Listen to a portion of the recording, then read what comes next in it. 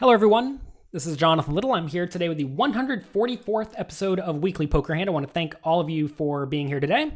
Today we have a pretty sweet hand from a $3,500 buy-in World Poker Tour main event.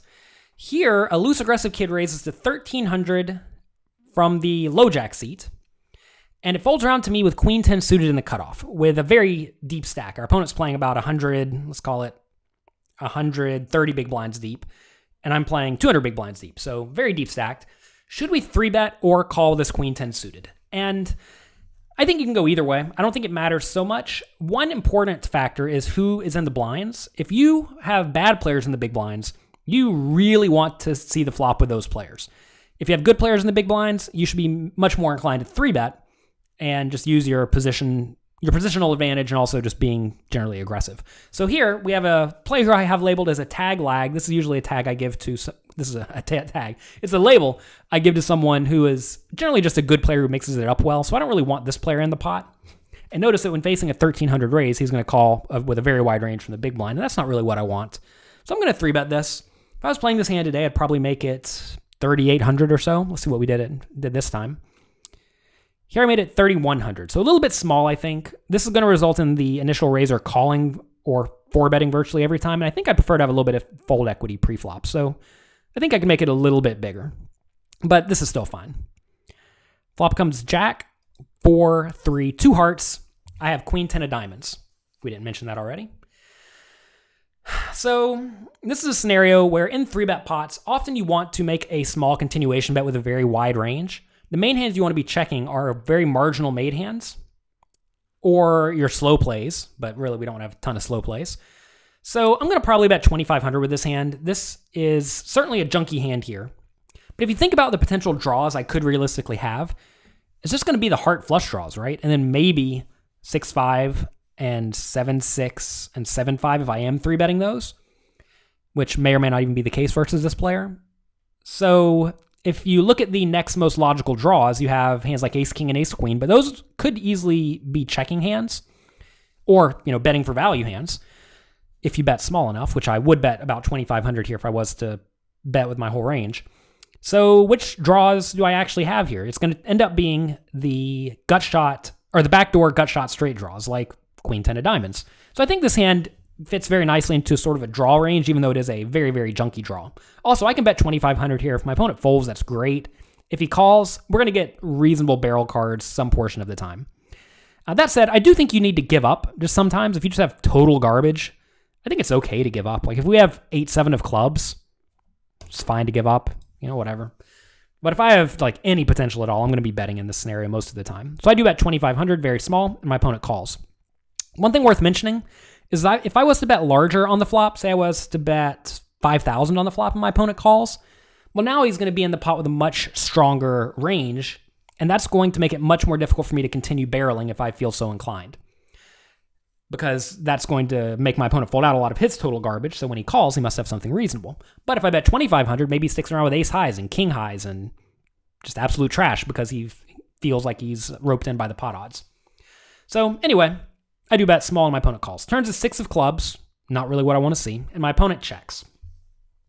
When you bet with a wide range, and on the turn you are in here just absolute garbage, as I have, I think checking is perfectly fine. This is a hand that we were betting as a draw. Now it is just total nothing. So I think checking is acceptable. You could also bet, but if you are betting with stuff like Queen 10 here, you're probably betting too often, assuming you're trying to be balanced. And, there is some merit in trying to be balanced, and I do think you should generally start from a point of balance, because it's usually better to assume your opponents are competent than that they are not competent. But at the same time, usually I find myself erring on the side of just being overly aggressive, because a lot of people fold too often. Simple as that. So if you have queen high, you don't really care if your opponents fold. So I'm probably going to bet here. If I do bet in this spot, I'm usually going to bet about, the pot's 13,000. I'm probably going to bet about 7,000 with the intention of betting again on a lot of rivers to try to get my opponent off of hands like a jack. So that may seem a little bit aggressive, and, perhaps it is. But if we can make my opponent fold every hand worse than a jack by the river, that's going to end up working out great for me because he's going to be folding out almost his entire range, especially if he check raises with sets on the flop. That means he doesn't have any sets, so he's only left with pocket sixes for a set. And we're going to steal this pot a ton of the time. So I do bet, well, exactly 7,000. My opponent calls, which is not shocking. When he does call, he could certainly be in here with all the under pairs, like 10s, 9s, 8s, 7s, 5s. He could also have hands like 6-5 or 5-4 or ace-4 or ace-5.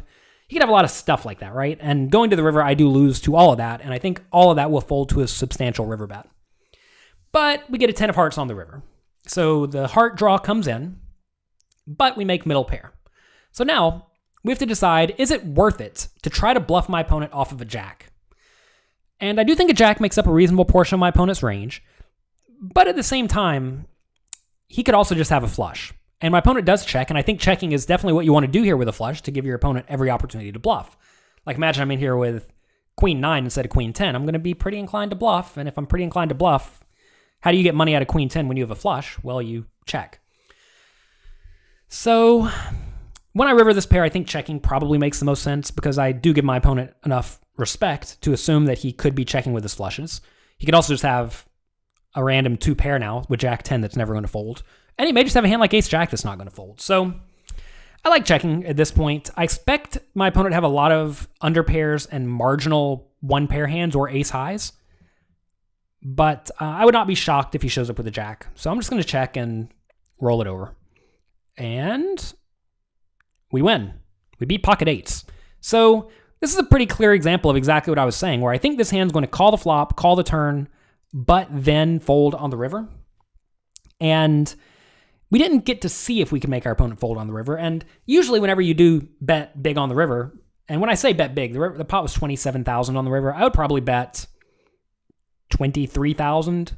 Or if I thought my opponent would fold to an overbet, maybe I would even bet much bigger, like 38,000. And that's really going to put your opponent in a miserable spot with the vast majority of his range, especially when the flush card comes. So that's what I would have done if I missed. And you never really get to see what they're folding. And you don't know if they're just folding ace high, so you don't really accomplish a whole lot. I mean, of course, we want our opponent to fold ace high, but our opponent would fold ace high to a much smaller bet. But if you can make any realistic bet size, like 38,000, a big bet, but still reasonable, and you can make your opponent fold out hands like jack 9 and pocket eights, that is a huge success because now you're making your opponent fold almost his entire range. Also worth mentioning, sometimes your opponent's going to check raise the flop with their flush draws, so you can discount some of them. So that's going to be it for this episode of Weekly Poker Hand. It ended up working out pretty nicely for me. It would have been fun if I bet big on the river and my opponent just snapped me off with pocket eights. And I guess I should make it clear that if your opponent's a calling station, don't run big bluffs. That's not a good idea. If you enjoyed this hand, definitely check out pokercoaching.com. There we have a bunch of interactive quizzes that you can play and test your skills. You can see or you can play the hands, and then I will go through and let you know what I think of your decisions, which I think is a great way to learn. And the students over there are loving it, and they're having great success in the poker tournaments they are playing. I mean, we've had a few players cash for over 100,000 just in the last month alone, and I'm very happy for them. So anyway, you can check that out and get a free trial at pokercoaching.com. Thank you very much. Be sure to check back next week for another episode of Weekly Poker Hand.